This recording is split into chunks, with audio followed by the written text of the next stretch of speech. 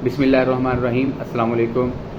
काश्तकार भाइयों, मेरा ये जो चैनल है इस बनाने का मकसद ये था कि आप तक साइंटिफिक और टेक्निकल बुनियादों पर मबनी मालूमात आप तक पहुंचाई जाएं, जिससे ना सिर्फ आप अपनी फसलों को समझें बल्कि बर वक्त फैसले करके आप उसकी बेहतर जो है वो पैदावार हासिल कर सकें। ऐसी ही मालूमात तक रसाई के लिए आप चैनल को सब्सक्राइब करें ताकि आप तक ये मालूमात जो है बर वक्त जो है वो पहुँच सकें। ऐसे ही एक मौजू पर आज मैं बात करना चाहता हूं कि मकई की जो फसल है उसकी मरहला बढ़ोतरी की पहचान, छल्ली आने से पहले पहले उसके मरहला बढ़ोतरी की पहचान जो है वो कैसे की जाती है। इसकी पहचान करना है दो वजूहात की बुनियाद पर बहुत ज़रूरी है।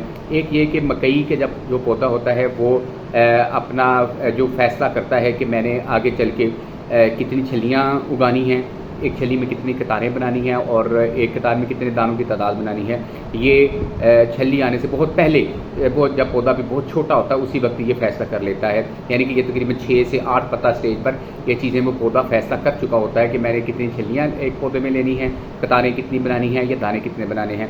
तो इसलिए ये अहमियत जो है, क्योंकि ये वो मरला है यहाँ पे इब्तदाई मरले में अब पौधा अपना पोटेंशियल जो है उसका फैसला कर लेता है कि मैंने कितनी पैदावार जो है वो देनी है।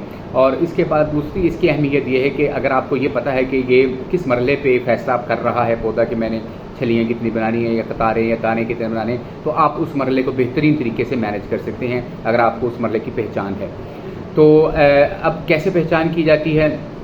सबसे पहले तो मैं बताऊं कि जो मकई में मरहला बढ़ोतरी की जो पहचान है वो पौधे पर पत्तों की तादाद से होता है कि कितने पौधे की पत्तों की तादाद कितनी है। तो उस हिसाब से हम उसकी पहचान करते हैं कि 6 पत्ता मरला या 8 पत्ता मरला। लेकिन इसमें जो समझने की बात यह है कि हम पत्ते वो कौन से गिनने हैं जिनकी बुनियाद पर हम उसकी तादाद का तयन करते हैं। पौधे पर मौजूद हर पत्ता जो है वो उसको हमने नहीं गिनना। तो सबसे पहले जो पत्ता हमने गिनना है वो नीचे वाला इसको होता है जो सबसे पहले निकलता है ज़मीन से, और उसका जो सिरा होता है वो गोल होता है, नोकदार नहीं होता, वो पहला पत्ता होता है। उसके बाद हमने हर वो पत्ता गिनना है जिसका कॉलर नज़र आ रहा है। अब कॉलर क्या है? कॉलर जैसे ये हमारा शर्ट का कॉलर है, ऐसे ही पत्ते का कॉलर होता है। जैसे वो कॉलर पत्ते का वो हिस्सा है जो जिससे जो है वो पत्ता जो वो तने के साथ जुड़ा होता है। वो एक हल्के रंग की लाइन होती है जो इर्द गिर्द उसके घूमती है तने के। जिस पत्ते का कॉलर नज़र आ रहा है वो रीजन जो जहाँ पे वो तने के साथ जुड़ा है, तो हाँ वो पत्ता हमने गिनना है।